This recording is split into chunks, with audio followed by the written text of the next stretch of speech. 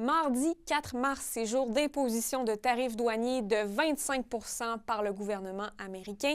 Et les tarifs vont faire très mal à l'industrie forestière. Ça, c'est pas moi qui le dis. C'est Richard Garneau, qui est l'ancien président et ancien chef de la direction chez Produits forestiers résolus. Et il a aussi dit ceci. C'est le Canada qui fournit à peu près 28 là, des besoins en bois. Puis même si c'est Trump ment, il ment tout le temps, là, mais de dire qu'il n'y a pas besoin du bois canadien, ben, c'est un mensonge. Mais les tarifs, ils vont pas seulement toucher le bois d'œuvre, mais aussi le papier et la pâte craft qui servent notamment à faire du papier de toilette. On s'attend à un certain ralentissement aussi dans les scieries et il ne faut pas oublier qu'il y a quand même déjà un tarif de 14 % qui était déjà imposé au bois d'œuvre.